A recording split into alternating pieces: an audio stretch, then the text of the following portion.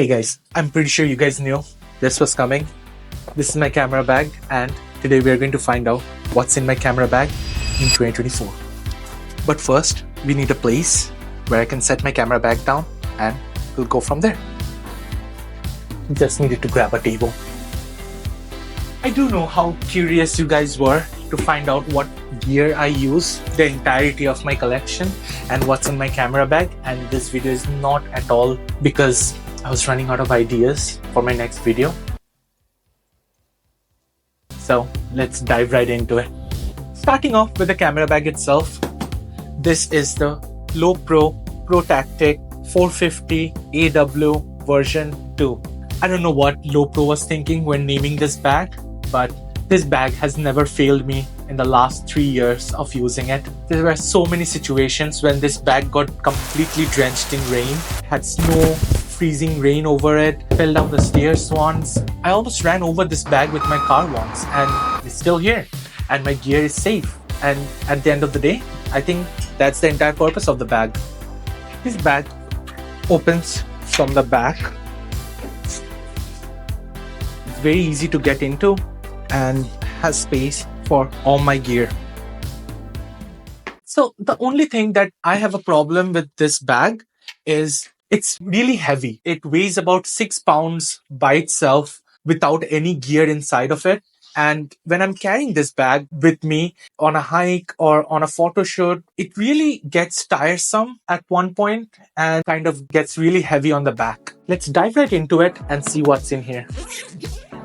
The first item on the list today is my primary camera, the Fujifilm X-T4 mirrorless camera that I got about a year back when I sold my previous camera, which was the Fujifilm X-T3. One of the main reasons why I sold that camera was because it did not have a flip-out LCD screen and also did not have in-body stabilization. This camera is an absolute workhorse. I've had this camera since my very first YouTube video, and honestly, I have never been disappointed with this camera. The battery life, the autofocusing system, Fujifilm's color science, everything's on point.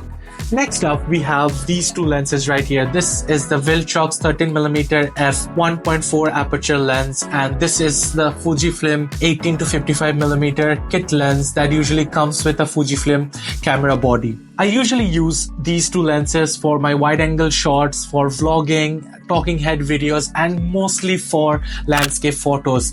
I absolutely love taking landscape pictures, and these two lenses does an amazing job. We have the drone. This is the Mavic Air 2, and I've had this since 2021, and this weighs over 249 grams, so I had to get a license for it here in Canada, which basically means I'm a pilot. But this drone has been a real companion in terms of getting B-roll footage, in terms of getting amazing photos, aerial photos. And the only time that this drone struggles is when it's really windy outside or if getting dark outside, because it's mostly because of the sensor size, and it's a few years old by now, so it doesn't really perform that well in low light conditions. Along with the drone, I have its remote. This is not the newer DJI remote that has its screen underneath it. I'm not sure what it's called. It makes things easier if there's a screen already built into the remote. Coming to the audio equipment that I use, I have the Rode Video Micro that I was using on a regular basis before I got this. Feels empty. Oh yeah. One sec. 2 hours later. There we go. Before I got this, the Holyland Lark M2, and did a full review of this product a few videos back, and I'll link it somewhere right here. And I've been using this for the last few months, for the last few videos as well, and it's time to do a long-term review on this product soon, so don't forget to subscribe. Next up is one of my favorite lenses, this 50mm f2 lens from Fujifilm. This is a prime lens, and I mostly use this lens for portraits, outdoors, or especially when I'm recording short form content for YouTube or TikTok. And this lens, given the form factor, how small it is, it's very easy to carry around with me. Wanted to get your opinion on something. Come closer. Should I record these talking head form videos with the furniture in front of me, like this table, so that I can show a product or maybe rest my hands on the table? Or was it better the way I was doing it, without any furniture in front of me? Do let me know in the comments section and we'll go from there. So let's move on. Next up, we have a few pouches. I'll talk about this one first. This is an ND filter from KNF Concept. Really nice pouch. I got this filter recently and it performs decently well in most conditions. Oops. But if you push it too hard, it does form that X mark on the screen, which is not a good sign. But for this price range, honestly, there's nothing much you can do about it. So let's move on. This is the other one. This is a red aluminium case. It's a memory card case that I got for just under $10 from Temu. It's mostly empty because I'm using a couple of my memory cards to record this video. It's okay, I guess. It's nothing spectacular to talk about, but does the job, so I don't mind.